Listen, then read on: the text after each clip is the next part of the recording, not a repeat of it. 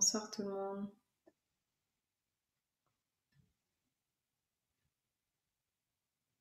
Donc comme d'habitude, pas d'obligation de mettre la caméra. Moi, après, j'aime toujours voir des visages, mais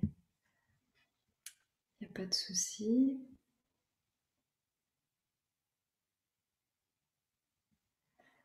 Ok, on attend encore une minute, le temps de voir s'il y en a qui arrivent. Oui, il y en a qui se connectent. Merci beaucoup Cédric. Je sais qu'il y a beaucoup de gens qui regardent l'événement. Je crois que le premier jour, vous êtes déjà plus de 800 à l'avoir vu. Donc c'est chouette.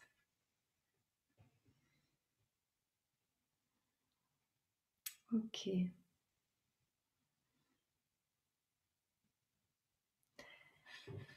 Alors, comme d'habitude, on va prendre un petit temps de centrage pour pouvoir laisser. Bonjour Sophie. Pouvoir laisser votre journée d'aujourd'hui derrière. Donc, vous pouvez vous asseoir confortablement, laisser ce que vous avez dans les mains.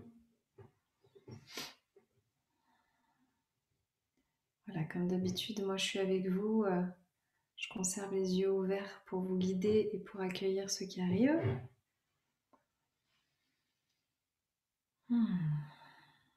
Voilà, simplement prendre un temps pour se déposer.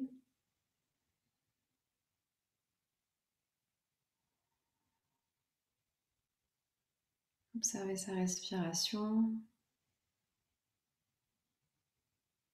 Entrer dans un état de pleine présence.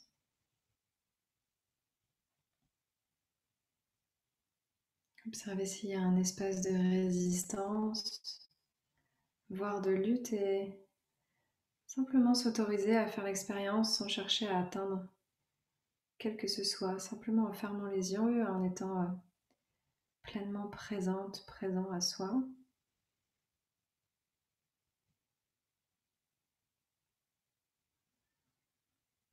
Voilà, vous pouvez observer le va-et-vient du souffle dans l'abdomen,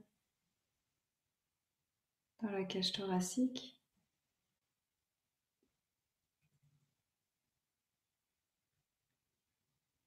Sentir l'air frais qui rentre dans les narines et l'air tiède qui en ressort.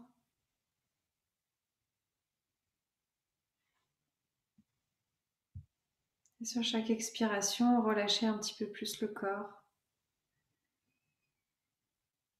J'expire, je relâche toutes mes épaules, mon dos. J'expire, je relâche mon visage, ma mâchoire, mon cou. Et je continue de détendre chaque zone de mon corps et d'y apporter de la chaleur, de la détente s'il y en a besoin.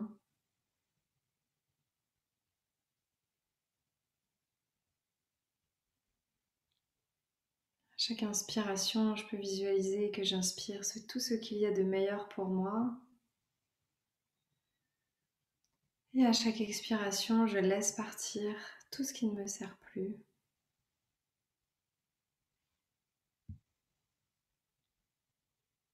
J'inspire le meilleur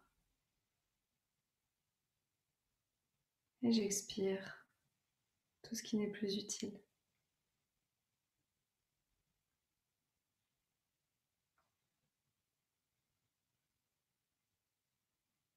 Je sens mon corps qui se relâche, qui se détend, mon esprit s'apaise. Et mon mental se calme, comme si les vagues de l'océan s'étaient transformées en lacs calmes, plats.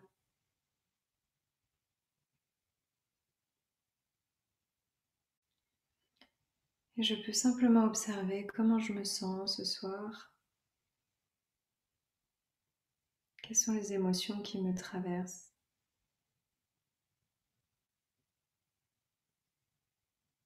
Quelles sont mes sensations? Simplement observer, sans juger, sans chercher à transformer.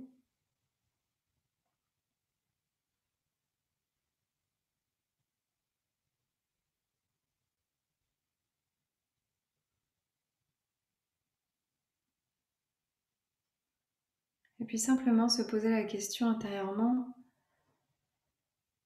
pour atteindre encore plus de paix et de calme à l'intérieur de moi. Quelle qualité est-ce que je pourrais développer pour me sentir encore plus en harmonie, encore plus en paix? Quelle qualité je pourrais développer?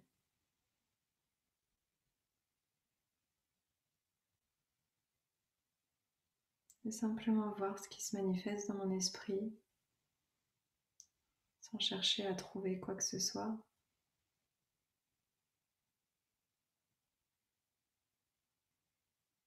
Et prendre conscience qu'à chaque instant, je suis responsable de ma réalité, responsable de toute la beauté que je peux créer dans ma vie,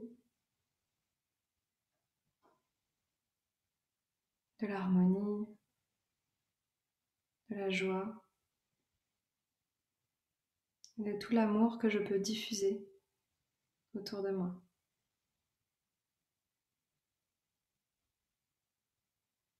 Toutes ces énergies se trouvent à l'intérieur de moi.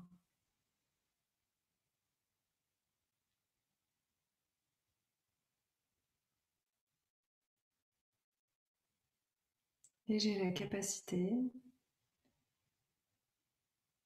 d'être une magicienne ou un magicien pour pouvoir les manifester à l'extérieur de moi.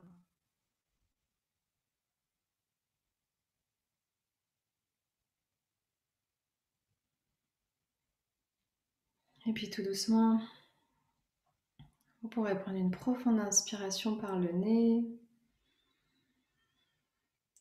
et expirer par la bouche.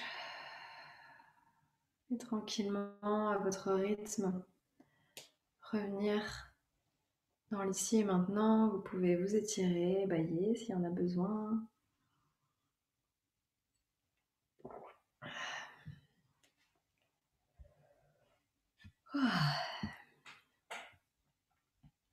J'espère que tout le monde va bien. Bravo si vous tenez ce 4e soir. C'est une sacrée traversée qu'on vit tous ensemble. Tous ceux qui sont là en direct depuis le début, je vous honore, je vous remercie. 4e soir aussi pour moi. C'est intense, mais il y a beaucoup de joie, beaucoup de choses qui se passent, c'est super. On va pouvoir continuer notre épopée ensemble. Comme d'habitude, je vais vous partager le support. Merci pour vos encouragements. Voilà. Donc comme d'habitude, si besoin, j'ai le chat sous les yeux pour pouvoir voir si jamais il y a des questions. Et on va pouvoir continuer ensemble. Donc ce 4e jour, il est dédié à retrouver notre pouvoir magique et notre responsabilité. Tout ce qu'on a vu ces 3 premiers jours, c'était un petit peu certaines briques de nos fondations. Et ce soir, on va voir, ok, comment on utilise tout ça et comment est-ce qu'on est capable de sortir justement de cet état de victime dont on a beaucoup parlé pour reprendre ce pouvoir magique, puisqu'on est des magiciens, on a la capacité de transformer notre réalité et notre responsabilité. Ça, pour moi, c'est le shift qui opère et c'est la chose qui fait que à partir du moment où on commence à avoir des nouveaux conditionnements, on a vraiment la capacité de devenir plus responsable. Et quand on dit responsable, ça ne veut pas dire coupable. C'est vraiment 2 choses très différentes. Être responsable, c'est être capable d'utiliser son pouvoir personnel avec conscience, alors que être coupable, c'est pas du tout la même chose. C'est s'auto-flageller pour quelque chose qu'on a fait, donc c'est vraiment pas du tout la même chose. C'est important de bien faire la distinction. Donc voilà, on est sur l'avant-dernier jour, reprendre nos pouvoirs magiques, et puis demain on ira voir un petit peu comment ça fonctionne, un peu plus en détail la manifestation, en tout cas les prémices. Donc il est temps de reprendre votre pouvoir, de plus les laisser dans les mains de on fait croire depuis toujours, déjà quand on est enfant, on est dépendant de l'extérieur, hein. Souvenez-vous d'un des traits de caractère quand je vous ai parlé des névroses.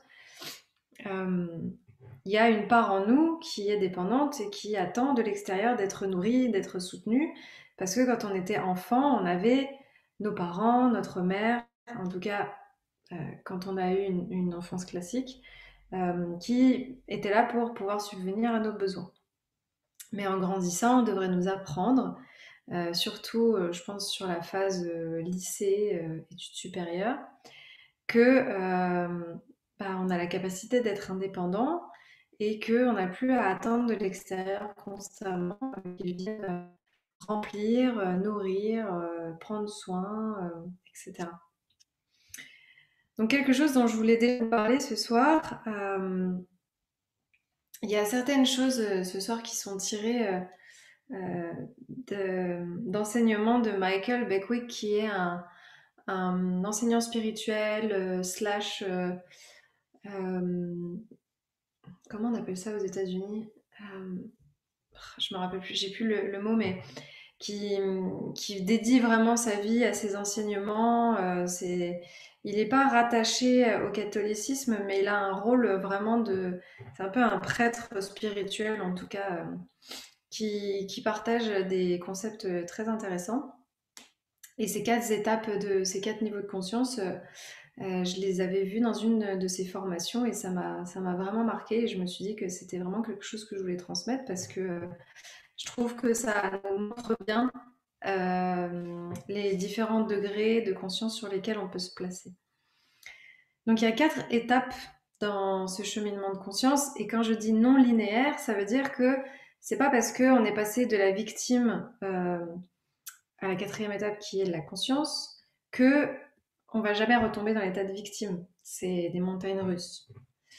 Euh, et c'est non linéaire aussi dans le sens où dans une journée, on peut très bien à un moment être dans un espace de conscience et puis à un autre moment être dans un espace de victimisation. C'est constamment en mouvement, et jusqu'à être tout le temps dans un espace de conscience, je pense qu'il y a beaucoup de travail et qu'il y a un bon chemin à faire. Donc déjà, pas la peine de se mettre la pression. La première étape, donc en tout cas le premier niveau de conscience, c'est le niveau de la victime. Donc celui-là, on en a déjà un peu parlé les jours précédents. C'est la vie, elle est contre moi. Donc j'ai la sensation que le monde est contre moi, je blâme l'extérieur et la vie pour ce qui m'arrive, je ne prends pas ma responsabilité, je cherche des coupables et des sauveurs à l'extérieur de moi. Ça, je pense que c'est 75% de la population. Quand on n'a pas la conscience qu'on est dans ce schéma-là, moi encore, il n'y a pas très longtemps, j'étais encore dedans, beaucoup. On n'a pas la conscience qu'on a la capacité de faire différemment, et c'est quand même une majorité de la population qui n'a pas fait un chemin, en tout cas. Le deuxième niveau de conscience, c'est le manifesteur. Donc c'est la vie qui passe par moi. Donc dans cette étape, on prend conscience qu'on a la capacité d'utiliser nos pensées pour créer une nouvelle réalité, que l'extérieur est le reflet de notre intérieur et qu'on peut reprendre notre pouvoir personnel en main pour s'épanouir.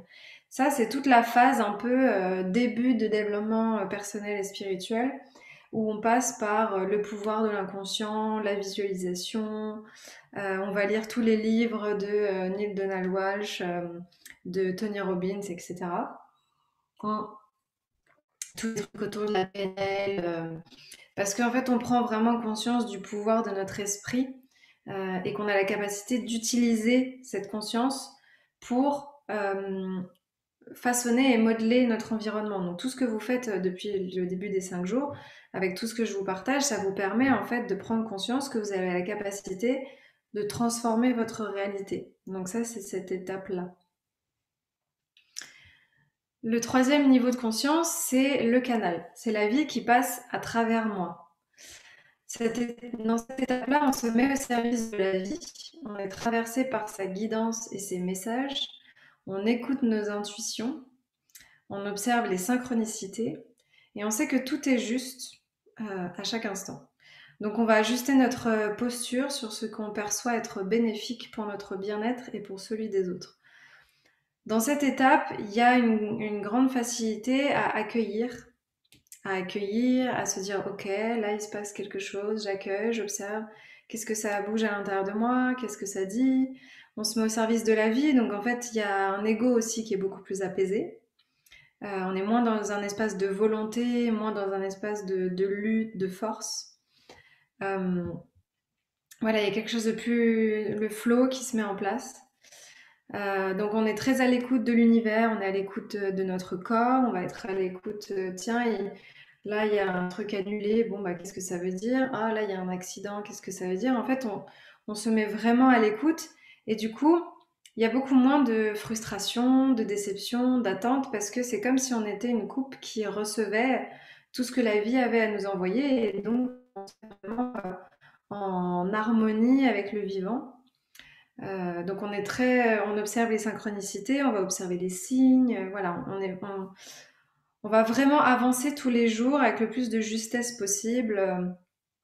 On peut faire notre pendule, on peut utiliser des outils, enfin voilà. Mais en tout cas, on essaye à chaque fois de faire ce qui est le plus juste pour nous, pour notre bien-être et pour celui des autres, à chaque instant, en étant à l'écoute de ce que la vie nous dit. Cette étape-là, on peut commencer à toucher du doigt quand on a déjà bien avancé, qu'on a appris à apaiser notre ego, à apaiser nos peurs, à nous mettre à l'écoute. Et puis, ça peut être aussi par bribes. Moi, je sais que j'essaye le plus possible d'être sur ce niveau de conscience. Et quand je suis pas happée par mes peurs, par mon stress, etc., en général, je suis dans cet espace-là, mais c'est pas tout le temps ça. Et le quatrième niveau de conscience, c'est la conscience. C'est la vie qui est moi, c'est-à-dire je suis la vie est moi, est à l'intérieur de moi. En fait, cette étape-là, on sait qu'il n'y a plus rien à faire, il n'y a rien à chercher. Tout est déjà là. La vie m'offre ce dont j'ai besoin. Je me mets à son écoute et à son service.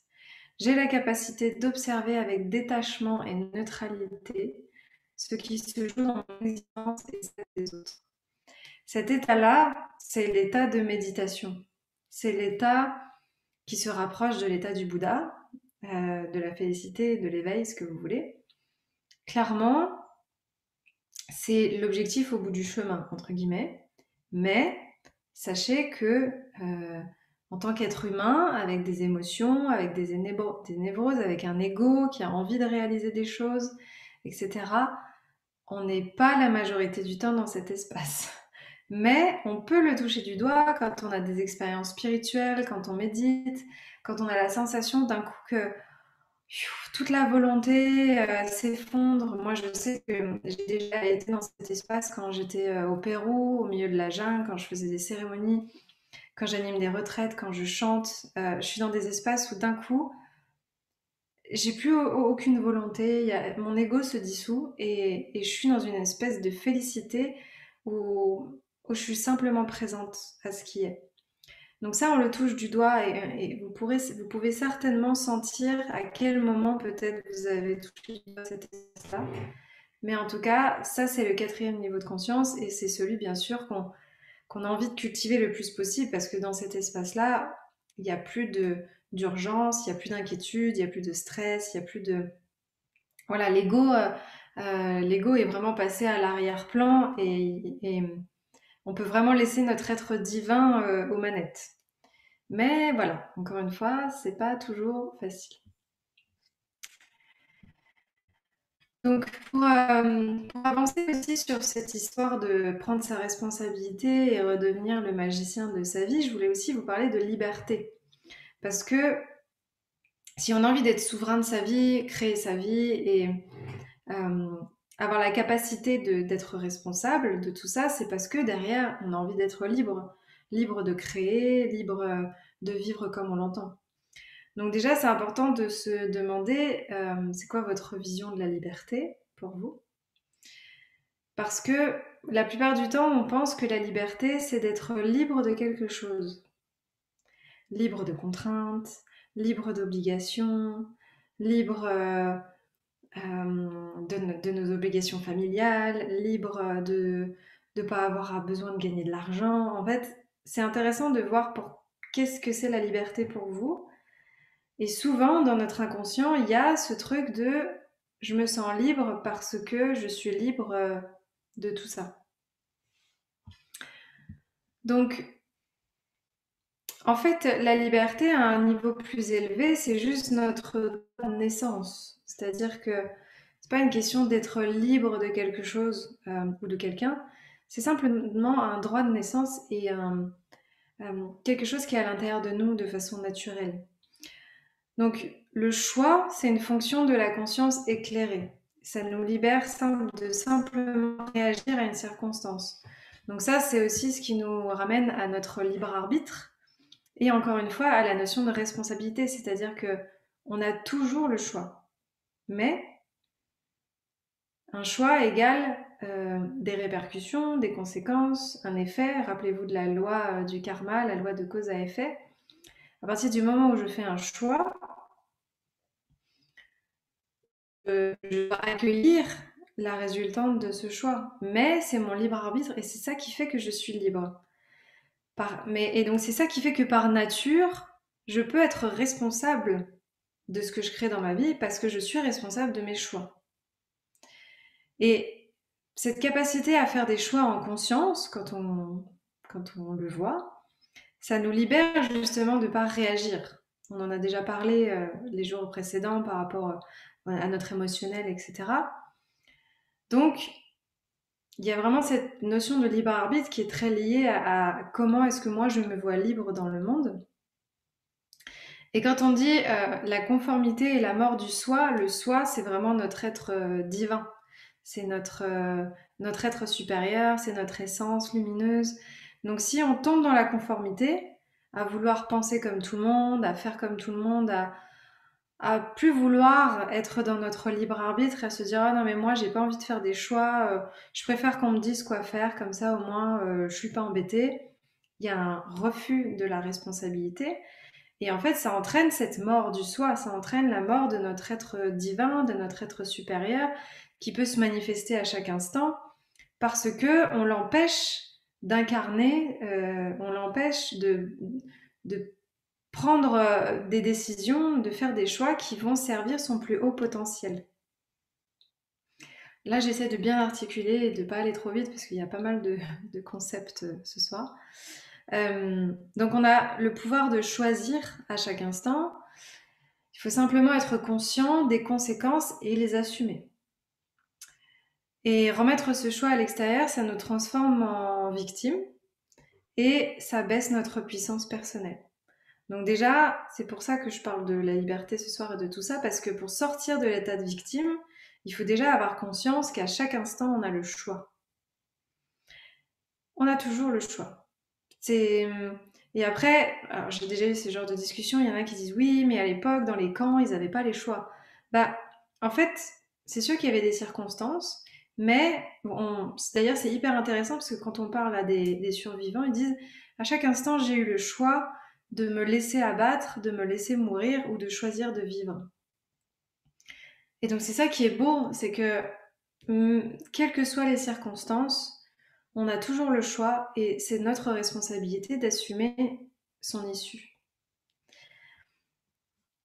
Donc, je vais vous partager les 4 piliers de la liberté qui sont très intéressants aussi d'intégrer. Le premier pilier, c'est la discipline. Et Michael Beckwith, il appelle ça même la blisscipline, parce que bliss, en anglais, ça veut dire la félicité, la béatitude. Et ce concept de blisscipline, c'est vraiment se dire que on aime ce qu'on a à faire. C'est pas se dire ah, il faut que je fasse ça, et y aller à reculons, en traînant les pieds, se dire, ah, j'ai pas envie de me lever ce matin, j'ai pas envie de faire mon yoga, j'ai pas envie d'aller faire les courses, j'ai pas envie de travailler. C'est vraiment de se mettre dans un espace où, ok, on aime ce qu'on a à faire. Donc, on met en place ce qui est bon pour nous. Et c'est l'idée donc de pas subir, mais de faire avec joie, de se dire, ah, je vais aller faire les courses, comme ça je vais pouvoir faire des bons trucs à manger. Là, je vais aller travailler parce que ça va me permettre de faire circuler l'abondance dans ma vie. Et en fait, à chaque fois de rester, et ça c'est vraiment un entraînement hein, du cerveau conscient. Euh, Moi là, ça fait 5 soirs que je suis en direct, enfin demain ça fera 5 soirs que je suis en direct avec vous. Forcément, il y a un espace en moi qui se dit, oh là là, pourquoi tu t'imposes ça? 5 soirs d'affilée, c'est quand même intense énergétiquement, etc. Et je fais ce choix conscient de me dire non, je suis hyper contente, j'écoute de la musique avant de me connecter, voilà, je me mets dans un espace où je m'auto-motive parce que en fait je sais pourquoi je fais ça, je sais parce que j'ai envie de vous partager ça, que je suis dans une dynamique de vous parler aussi de formation, de choses que je fais. Et en fait c'est de savoir au service de quoi est-ce qu'on fait les choses. Et ça déjà, si on arrive à le mettre en place, ça change beaucoup de choses. Le deuxième pilier, c'est la responsabilité personnelle. En fait, dans ce concept de responsabilité, c'est l'idée que on a la capacité à répondre, toujours, et rien n'est une obligation. J'écris rien n'est pas une obligation, mais c'est rien n'est une obligation. Euh, En fait, on a toujours la capacité de faire un choix. Si quelqu'un nous demande quelque chose qu'on n'a pas envie de faire, on a le choix de dire non. Si quelqu'un nous dit ah mais tu devrais faire ci, etc.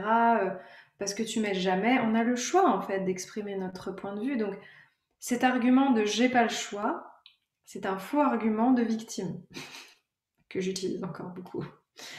Euh, donc on a toujours la capacité à répondre et rien n'est une obligation. On répond idéalement à l'amour, à la paix, à la joie. Donc on va répondre oui à tout ce qui nous procure de l'amour, de la paix et de la joie. C'est vraiment dans cet espace-là qu'on va être dans notre liberté. Si on répond oui à des choses qui baissent notre fréquence, qui vont pas du tout dans ce sens-là, ça va nous mettre en colère et on va pas du tout bien le vivre. Donc la souveraineté intérieure, c'est le non sans colère. C'est-à-dire quelqu'un qui va dire ah viens on va boire un verre ce soir et nous on est fatigué, on n'a pas envie, c'est de dire écoute non là moi je suis fatiguée, est-ce que ça te va si on fait ça la semaine prochaine? Parce que là je me sens vraiment pas de sortir et c'est de le dire en fait en paix, de savoir pourquoi on dit non et d'être ok avec ça, de pas se culpabiliser, de pas s'en vouloir, de pas se dire oh là là l'autre va mal le prendre. Non, en fait c'est on est souverain à l'intérieur de soi et on se dit voilà, je sais pourquoi je dis non et mon non est justifié et c'est un non sans colère. C'est pas de dire oh non mais tu fais chier, tu veux tout le temps qu'on aille boire des coups, moi c'est bon là, je suis crevée, j'en ai marre. C'est pas du tout la même chose. Et pourtant c'est un non aussi.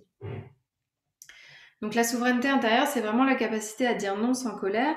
Et de toute façon, si on dit un non euh, qu'on n'avait pas envie, si on dit un oui qu'on n'avait pas envie de dire, la colère, elle va se manifester à un moment donné. Si on est tout le temps en train de dire oui, oui, oui, oui, oui, oui, la colère, elle s'accumule à l'intérieur et elle finit par exploser. C'est la névrose du rebelle soumis dont on a parlé hier. Le troisième pilier pour la liberté, c'est la capacité, c'est la conscience de soi. Donc c'est la capacité à s'observer sans se juger. C'est ça qui nous permet de grandir. C'est pour ça que je vous disais que rien n'est grave, qu'il faut voir tout ça avec beaucoup d'humour, nos ombres, nos névroses, etc. Observer les parts de notre personnalité avec bienveillance. Se dire que c'est juste des parts de nous et ça sert à rien de nous identifier à ça parce que y a plein de facettes à l'intérieur de nous. Et puis devenir de plus en plus conscient de ce qui est déjà là, de ce qui est réel et authentique. C'est ça qui nous permet de savoir réellement qui on est. La conscience de soi, le soi, rappelez-vous, c'est notre être supérieur. C'est pas la conscience du moi. Le moi, c'est la personnalité. Donc là, c'est vraiment la conscience du soi. Qui suis-je réellement, profondément à l'intérieur de moi? Et donc c'est pour ça que tout ce que vous faites, les formations, même moi ce que je fais, de continuer à me former, c'est parce qu'en fait ça nous permet de nous observer, de mieux nous comprendre, de savoir qui on est, comment on fonctionne. Et ensuite ça nous permet de faire un tri, et justement d'arriver dans ce souvenir du soi. Ça c'est notre sensation de sagesse profonde, la reliance à la source et au grand tout. C'est d'arriver à faire le tri entre en fait tout ce qui a été une construction de notre ego, notre personnalité, nos névroses, nos croyances qu'on a récupérées, tout ça, et ce qu'on est vraiment profondément à l'intérieur de nous. Et à l'intérieur de nous, ce soi, c'est que de l'amour. C'est que de l'amour, c'est que de la joie, c'est que de la lumière. Et ça, c'est vraiment un des piliers fondamentaux de la liberté, parce que quand on est capable de se connecter le plus souvent possible à cet être lumineux qu'on est, à être le plus possible dans l'amour, on est libre. On est libre quand on incarne notre soi. Donc il y a 5 attitudes fondatrices qui permettent de soutenir justement cette liberté, cette responsabilité. La première attitude, c'est le potentiel des intentions volontaires. C'est l'idée d'établir la direction de notre vie grâce à notre vision. Donc ça fait partie d'une des étapes du processus de manifestation dont je vous parlerai un peu demain. Parce que la plupart des gens, ils réagissent à ce qu'ils vivent, mais ils n'ont pas d'intention dirigée et ils se sentent perdus. C'est pour ça que l'être humain, il est en quête de sens. En tout cas, quand il commence à y avoir un début d'éveil, il y a une quête de sens. Et ce qui rend la plupart des gens... comme je disais, des pantins téléguidés en mode pilote automatique, malheureux, qui compensent avec des addictions, qui achètent des choses et qui se remplissent de plein de trucs qui les rendent pas heureux, c'est parce qu'en fait, ils n'ont pas d'intention, ils savent pas pourquoi ils sont là et ils se sentent perdus. Et ça, c'est vraiment une des racines fondamentales des dépressions, des sensations vraiment de tristesse profonde qu'il y a chez beaucoup de gens qui en fait vivent mais survivent beaucoup plus que vivent. Donc c'est pas du contrôle, hein, cette idée d'avoir une intention, mais ça permet d'envoyer une vibration pour accueillir et créer un contexte afin que la vie s'y engouffre. Donc ça c'est vraiment toute l'idée de la vision dans la manifestation.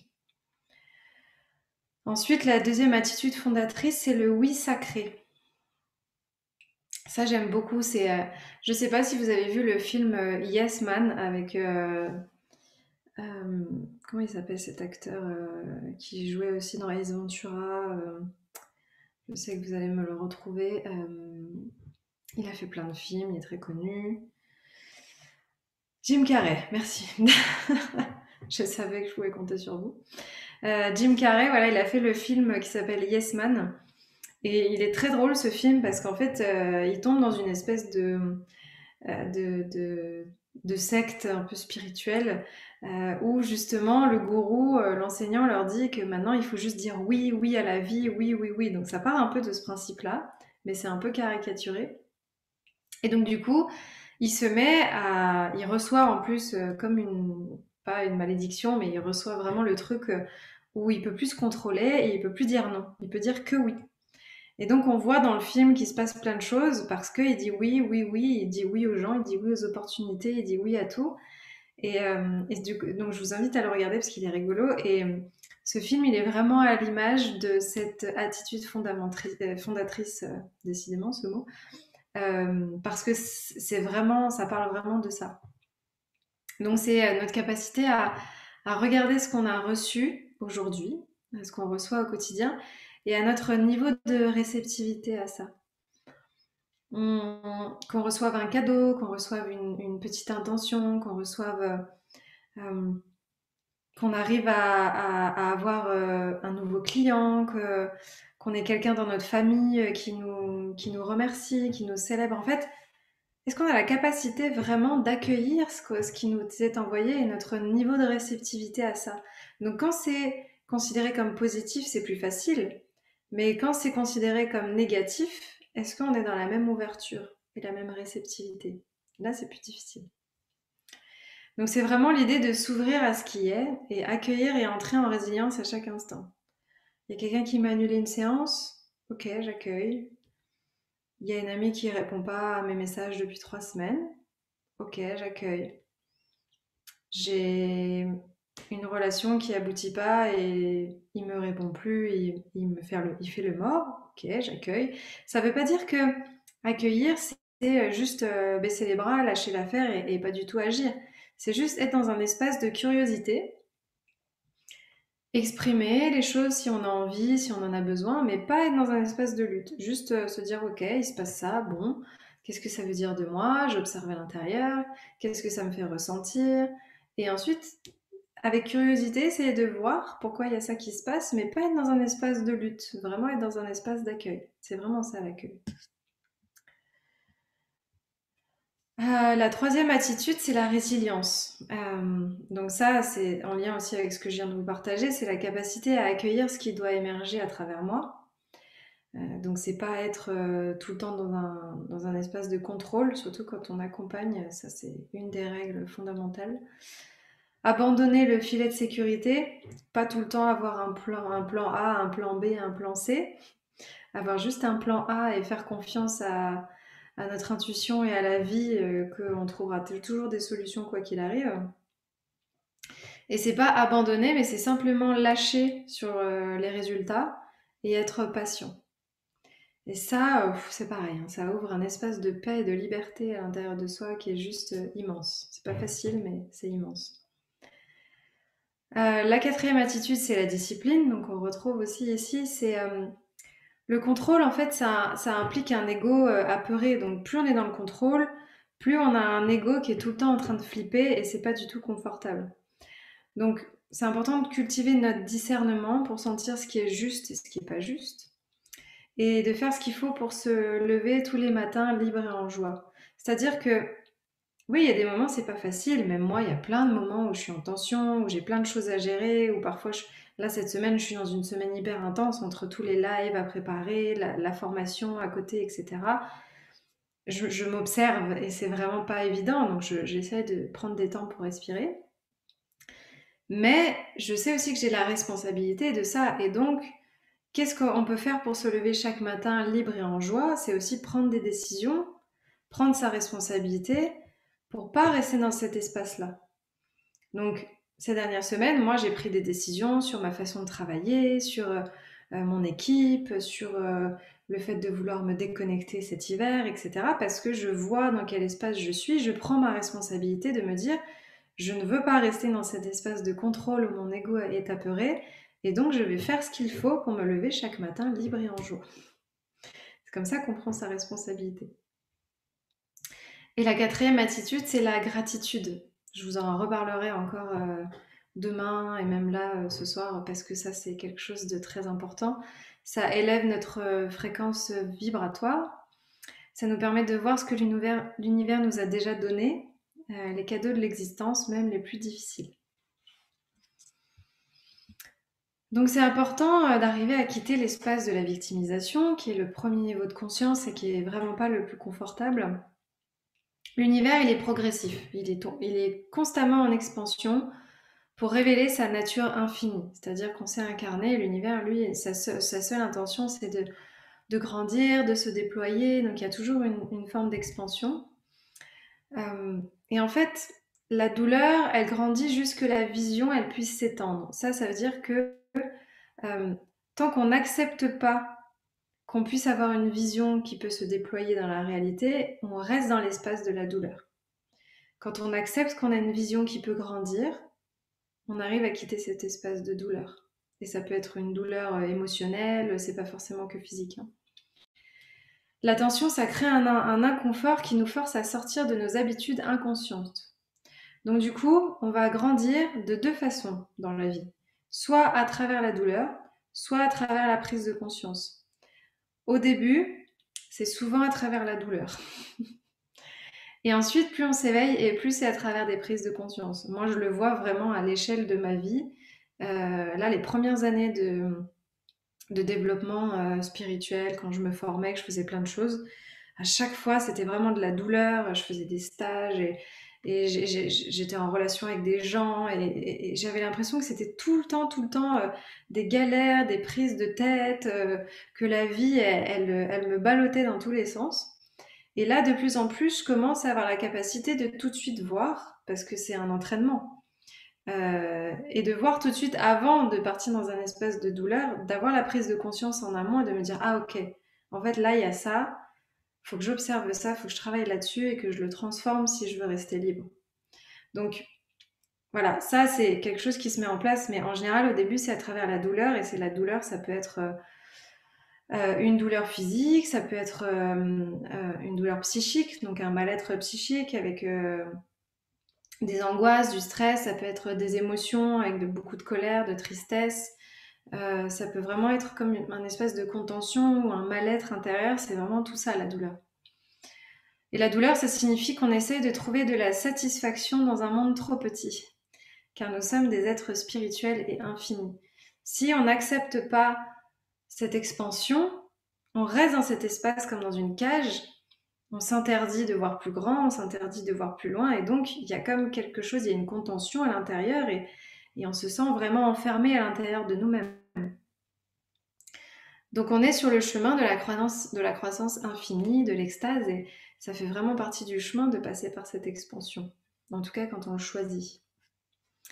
Donc la question à se poser déjà, quand on veut plus être dans cet espace de victimisation, c'est: quelle qualité devrais-je développer afin de retrouver la paix d'esprit? C'est ce que je vous ai un peu fait faire tout à l'heure pendant la méditation.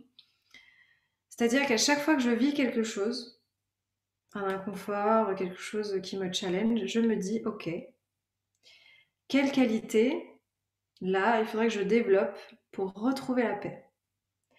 Et je trouve que cette question, elle est extraordinaire parce que c'est ça qui nous permet de reprendre notre pouvoir et notre responsabilité.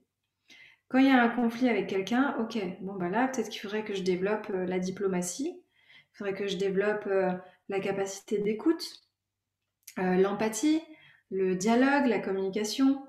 Peut-être qu'il faudrait que je développe, moi je sais que j'ai tendance à me plaindre que j'ai jamais le temps de faire mes pratiques de yoga le matin, etc. etc. Donc voilà, je reste dans un espace de victimisation sur ce domaine-là. Et je sais très bien que la qualité à développer pour retrouver la paix, c'est la discipline et c'est l'engagement.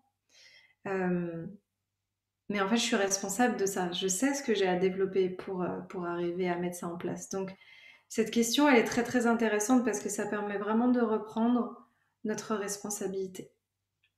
Et il y en aura d'autres, je vais vous en donner d'autres.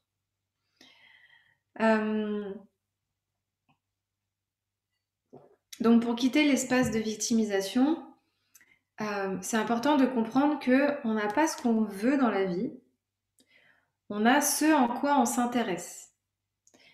C'est pour ça qu'on dit là où va la pensée, va l'énergie. Donc, si je me dis toute la journée, il faut que je perde du poids, il faut que je perde du poids, je mange trop, c'est pas possible, je fais que prendre du poids, il faut que je perde au moins 5 kilos, etc., etc., etc. L'énergie, elle va aller là où est la pensée et donc elle va rester sur les kilos. Je prends un exemple un peu grossier. Alors que si je me dis, ok, j'ai envie d'être en santé, j'ai envie de pouvoir rentrer dans cette petite robe que j'adore, j'ai envie de pouvoir me sentir bien, j'ai envie d'aller à la piscine, j'ai envie d'avoir une grande vitalité, je me vois courir dehors et me sentir super bien au milieu de la nature. L'énergie, elle va pas du tout aller sur le même espace. Et donc ça va pas se manifester de la même manière. Et on en reparlera avec la manifestation, mais ça fait partie aussi du processus. Donc ça, déjà, c'est hyper important de se dire que et puis aussi, l'esprit ne comprend pas la négation.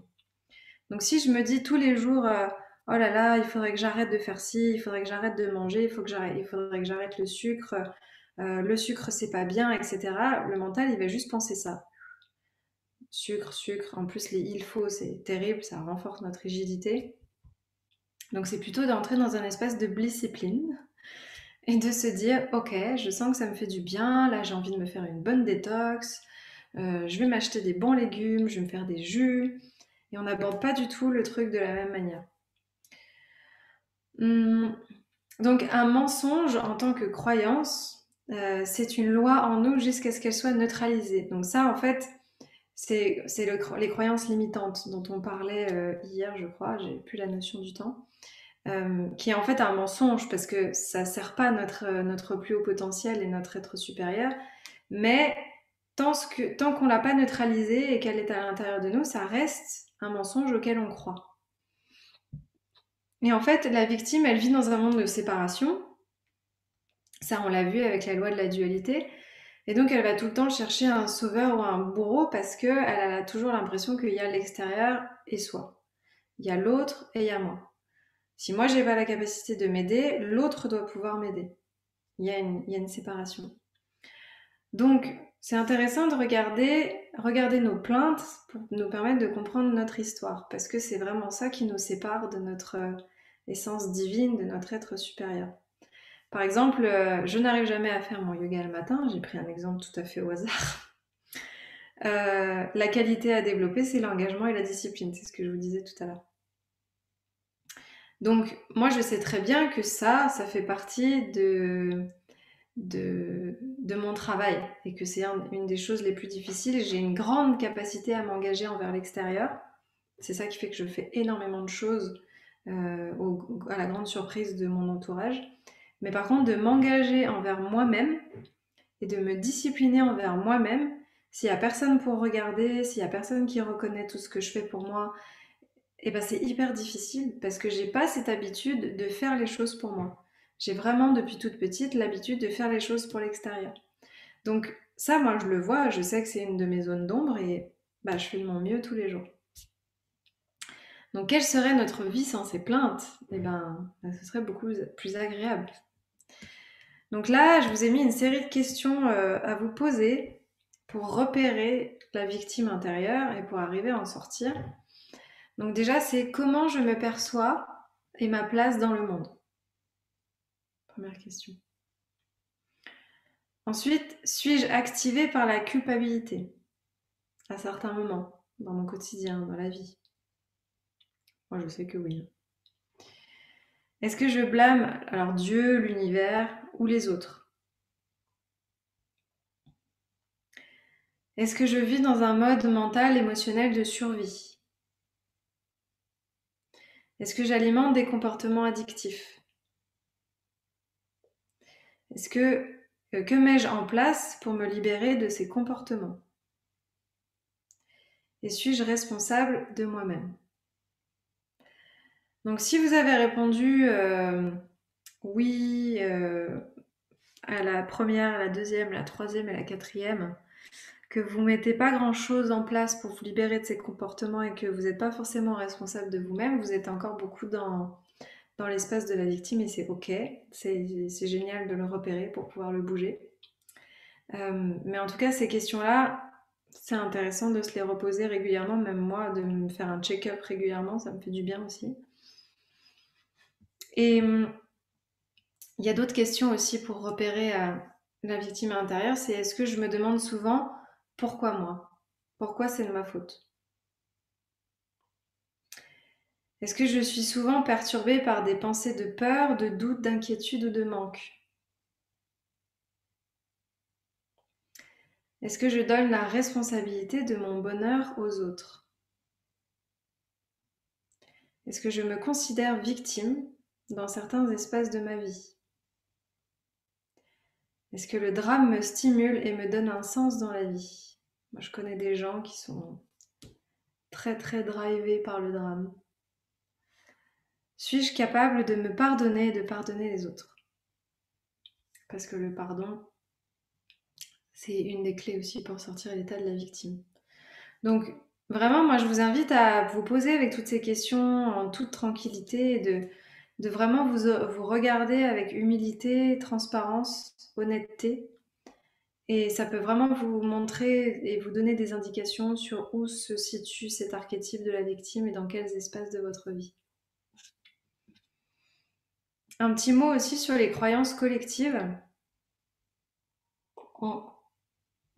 La victime, elle est facilement happée par les croyances collectives.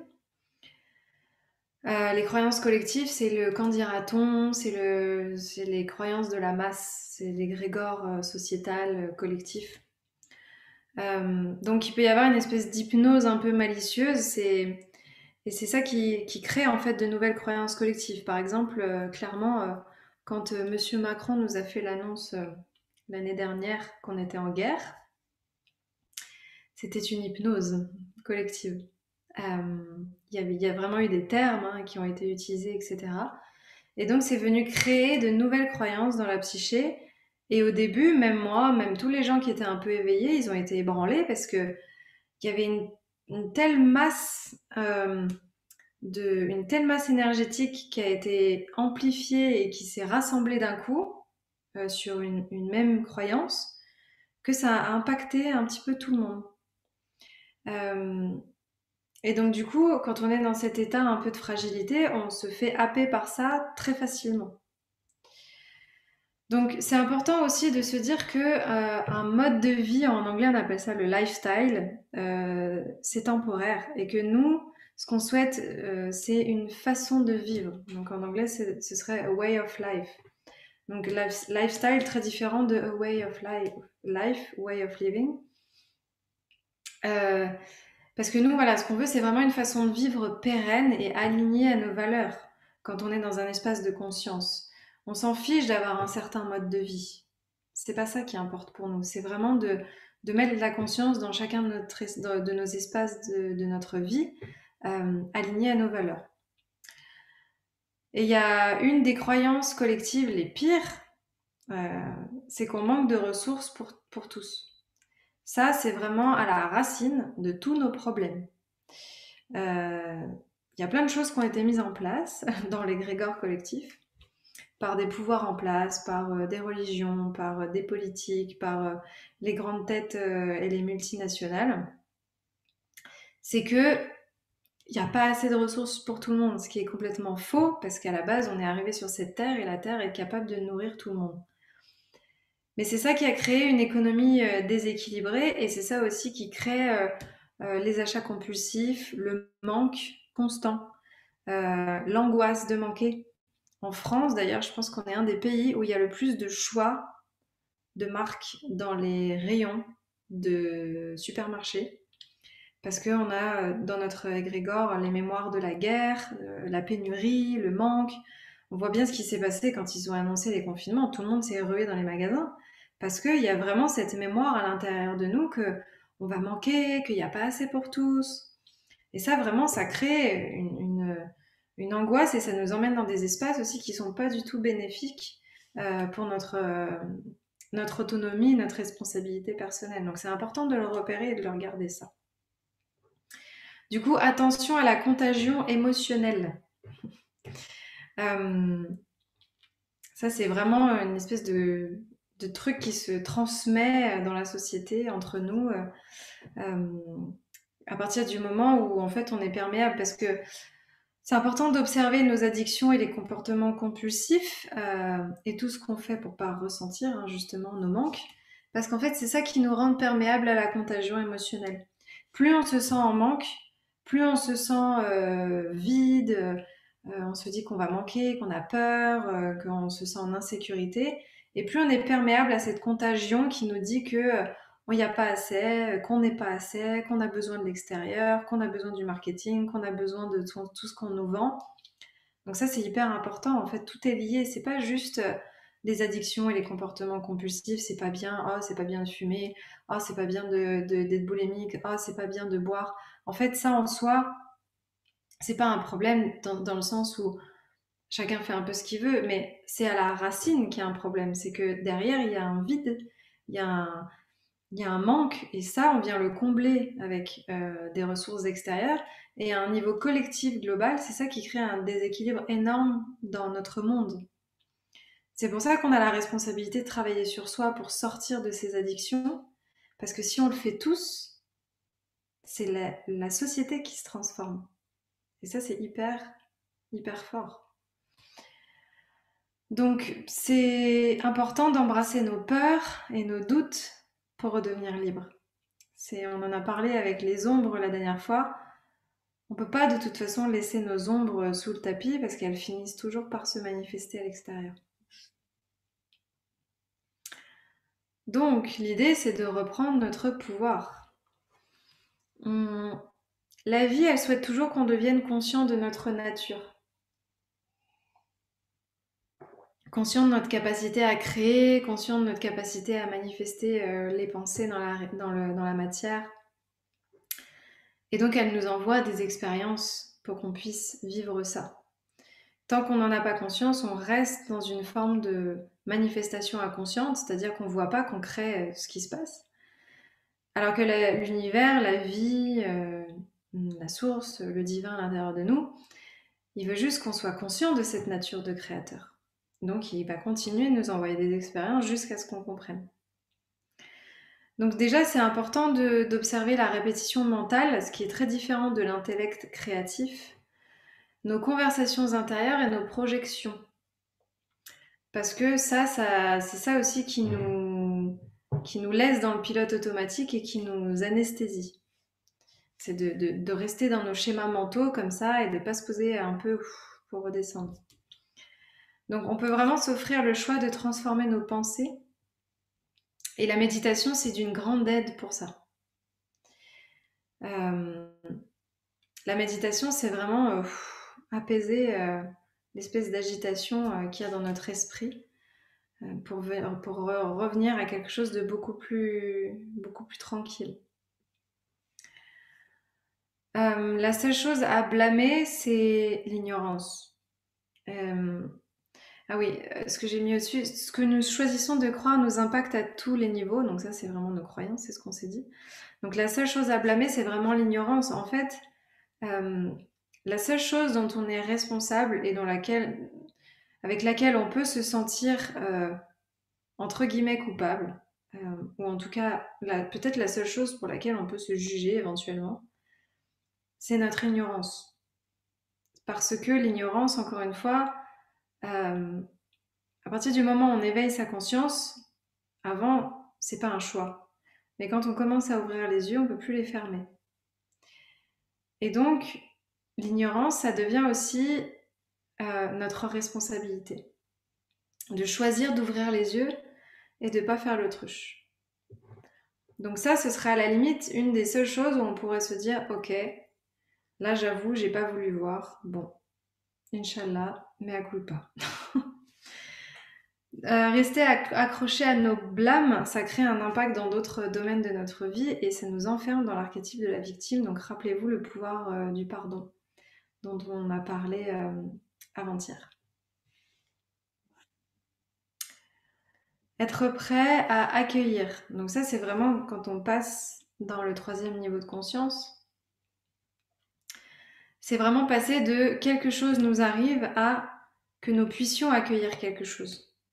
Donc c'est pas juste se dire ok, ça m'arrive, ça m'arrive, c'est vraiment en fait je suis capable d'accueillir ça dans ma vie et je suis capable de l'accueillir en conscience.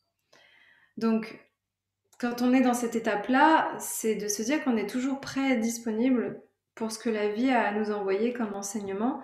Et moi j'ai la croyance, et de nombreux de mes enseignants aussi disent que on est toujours prêt pour l'initiation qu'on a à vivre. On a toujours la capacité physique, énergétique, spirituelle, émotionnelle de vivre l'expérience qu'on est en train de vivre. Donc tout est toujours juste. Et si on vit quelque chose maintenant, c'est qu'on est prêt et disponible à le recevoir. Il n'y a pas d'erreur. On n'est pas ici pour obtenir des choses. Que ce soit des objets, que ce soit de la reconnaissance, que ce soit de l'amour, que ce soit... On ne s'est pas incarné pour obtenir des choses. On s'est vraiment incarné pour manifester ce qui est à l'intérieur de nous et pour accueillir ce que la vie va nous renvoyer par rapport à ce qui est à l'intérieur de nous. C'est vraiment la racine fondamentale de tout ça. Donc, laisser circuler et accepter ce que la vie nous envoie, c'est notre fil rouge pour augmenter notre niveau de conscience. C'est vraiment être toujours dans cet espace d'accueil, de résilience, surrender, comme disent les Américains. Je m'en remets, entrego en espagnol, et j'accueille. Ce qu'on cherche est déjà à l'intérieur de nous. Et quand on parle d'inspiration, de mettre en place des actions inspirées, d'être inspiré dans notre vie, d'être inspiré dans notre travail, c'est l'inspiration, c'est être respiré par l'infini. Je trouve que c'est très beau cette phrase. C'est vraiment euh, avoir la capacité de se dire que on est toujours à l'état de graine. Tout est possible. Il y a toujours des infinis potentiels. Il y a toujours des infinies possibilités.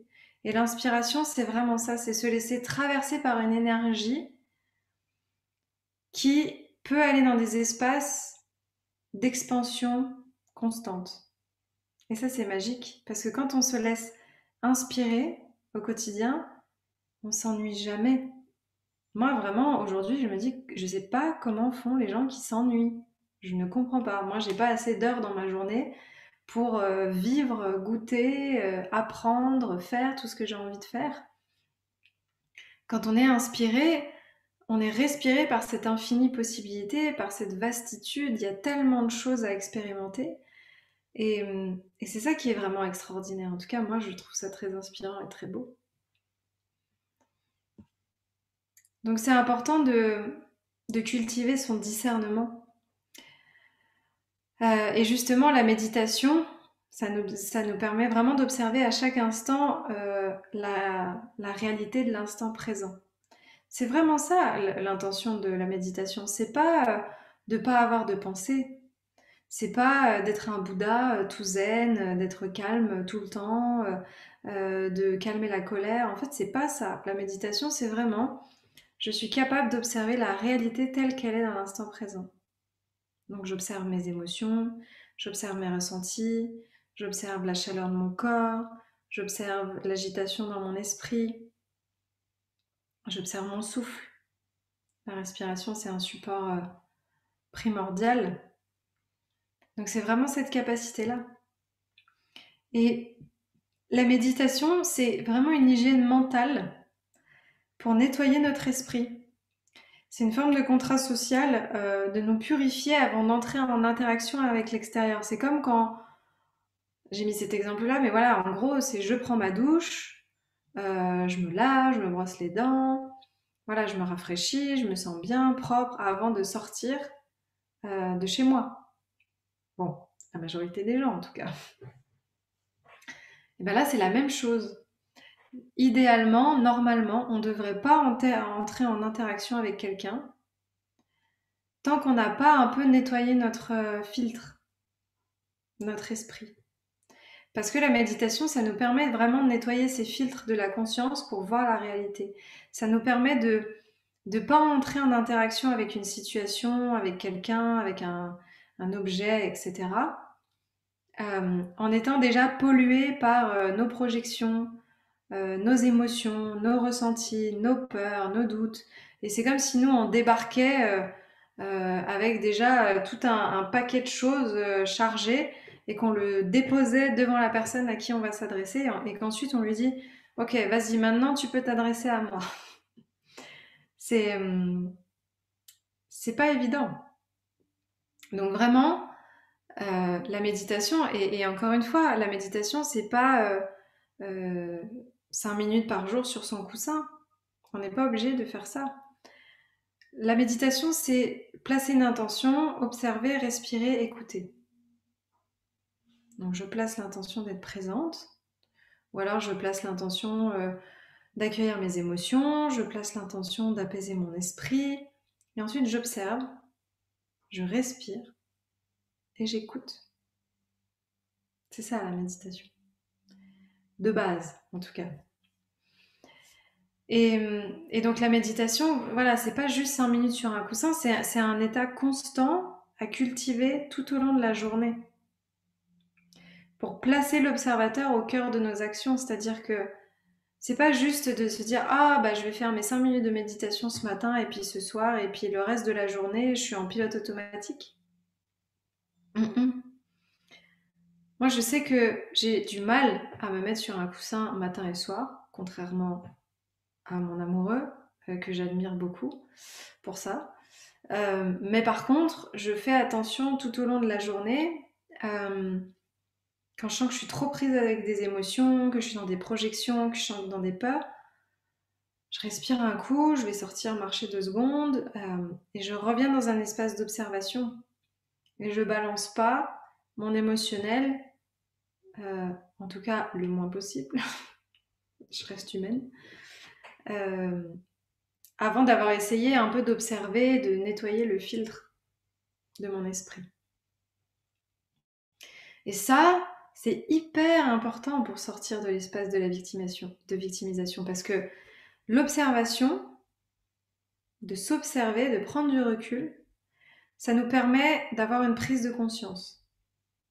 Ok, bon là je sens que ce qu'elle m'a dit, ça me met en colère. Je sens que là ça vient toucher un truc chez moi, ça vient mettre le doigt là-dessus. En plus ça me rappelle un truc avec mon père. Observation, prise de conscience. Du coup, partant de cette prise de conscience, je vais pouvoir faire une action inspirée. Rappelez-vous de la loi universelle, avec une intention. Et je vais pas décharger mon caca au nez de l'autre, parce que sinon, je sais ce que ça fait la loi du karma. Donc, maintenant que j'ai observé ça, je prends une action inspirée et je vais, par exemple, m'exprimer et dire, écoute, ce que tu m'as dit là, je sens que ça me génère de la colère. Tout ça, c'est aussi des principes de la communication non violente, mais je vous en parlerai pas ici, j'en parlerai dans d'autres moments. Euh, J'observe que ça m'a mis en colère, que ce que tu me dis, ça me met en réaction. Donc, vu que j'ai pas envie de dire des choses qui dépassent ma pensée ou que mon émotionnel s'emballe, je vais aller marcher et puis on reparlera plus tard. Souveraineté intérieure, poser un nom, poser un cadre sans s'énerver. Et du coup, ça génère du karma positif parce qu'on n'est pas rentré en réaction. On n'est pas rentré dans la roue du hamster qui va réagir avec sa blessure, avec sa névrose, avec son émotionnel. On va créer du karma positif. C'est-à-dire que on a pris une tangente consciente. Alors que si on vit le truc et qu'on est dans notre colère et qu'on balance notre colère à l'autre, bah, qu'est-ce qui va se passer? On va générer du karma négatif. Donc l'autre, il va s'énerver, ça va partir en escalade, ça se trouve, on va se séparer, on va se dire des trucs qu'on regrette, ça va baisser notre fréquence vibratoire, ça va nous affaiblir, ça va nous rendre tristes. C'est une escalade. Donc tout part de cet espace-là. Et à partir du moment où on génère du karma positif, eh ben, on est dans un espace de paix intérieure. Parce que on sent qu'on a mis en place une action alignée, qu'on est en paix avec ce choix, on est en paix avec ce qu'on a dit, ce qu'on a fait. On sent que derrière, on a généré du karma positif, qu'on n'a pas fait monter la mayonnaise. Du coup, on est en paix. Et c'est ça qui fait que on sort de l'espace de la victimisation. On prend notre responsabilité, on prend notre pouvoir personnel. Et ça, c'est magique et c'est hyper agréable. Au début, ça fait un peu bizarre, parce qu'on a presque, il y a notre ego qui se dit oui, mais pourquoi c'est toi qui devrais pas t'énerver? Pourquoi c'est toi qui devrais rester calme, être la spirituelle de service? Parce que l'ego il dit tout ça, hein. L'ego lui il est sur un mode lutte, gagnant-perdant.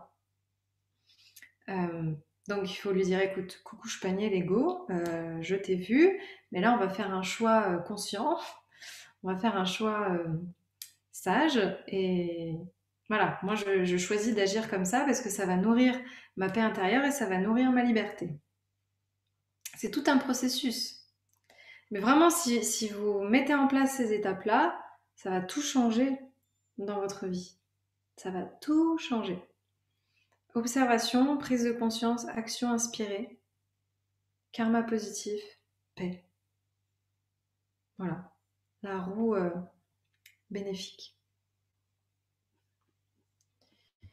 Donc, les bonnes questions que vous pouvez vous poser au quotidien, justement pour aller dans ces espaces-là de responsabilisation, c'est déjà qu'est-ce que cette expérience est en train de m'apprendre. En faisant ça, on reprend notre pouvoir.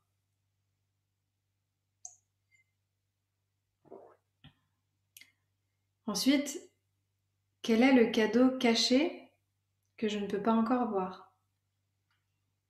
Ça, il faut se mettre à l'écoute de notre intuition pour arriver à répondre à cette question. Notre mental, souvent, il capte pas encore. Comment est-ce que je peux prendre responsabilité de ce qui m'appartient? Comment est-ce que je peux reconnaître avec humilité et intégrité, bah ouais, que peut-être j'ai déconné, peut-être que là ça a touché une de mes blessures, peut-être que là effectivement j'ai réagi pas de la bonne façon, euh, que ça m'a fait ressentir une émotion et que j'ai pas été capable de faire différemment. En fait, je prends la responsabilité de ce qui m'appartient. Comment je peux laisser à l'autre ce qui ne m'appartient pas? Lui dire, écoute, là je sens que tu es en train de me partager ta colère, que tu es dans un espace de projection. J'ai pas la sensation que tu sois dans une pleine neutralité. Donc, je vais pas rentrer dans cet espace-là. Observe ce que ça génère chez toi. Regarde si t'es pas ouais, dans une projection de quelque chose. Mais ça, ce truc-là, ça m'appartient pas. C'est chez toi. Donc bon, ça, c'est à faire avec conscience, encore une fois, parce que c'est facile hein, de toujours dire non, mais ça t'appartient, ça t'appartient, regarde. Donc ça demande de l'entraînement, ça demande beaucoup d'intégrité, de justesse de faire ça. Mais plus on est capable de prendre la responsabilité de ce qui nous appartient et plus on sait ce qui appartient à l'autre. Parce qu'au début, quand on ne sait pas ce qui nous appartient, on a tendance à tout mettre sur l'autre. Comment est-ce que je peux répondre à mes besoins de l'instant du mieux possible sans mettre la responsabilité sur l'autre? Là, je sens que j'ai un besoin de tranquillité. Bah, plutôt que de crier sur l'autre et de lui dire écoute, tais-toi, j'en ai marre, tu fais trop de bruit, t'es tout le temps là en train de brasser autour de moi. Je vais dire écoute, là j'ai un besoin de tranquillité, je vais aller marcher dehors, ou je vais aller méditer, ou je vais aller m'isoler dans la chambre, ou est-ce que c'est ok pour toi si on discute dans une heure? Là, je réponds à mes propres besoins sans mettre la responsabilité sur l'autre. Est-ce que je peux dialoguer et échanger sur mes ressentis afin d'écouter et entendre ceux de l'autre? Là, c'est pareil. Alors ça, c'est très CNV, hein, mais j'adore. De toute façon, tout se regroupe hein, dans tout ça. Euh, Est-ce que j'ai la capacité de dialoguer, d'échanger, de dire ce que je ressens, ce que je vis, pour pouvoir aussi écouter l'autre, ce qu'il ressent, ce qu'il vit? Ça s'appelle l'empathie. C'est la vraie empathie, profonde empathie. Et enfin, à nouveau cette question, quelle qualité est-ce que je peux développer en moi afin de remettre de l'équilibre dans cette situation?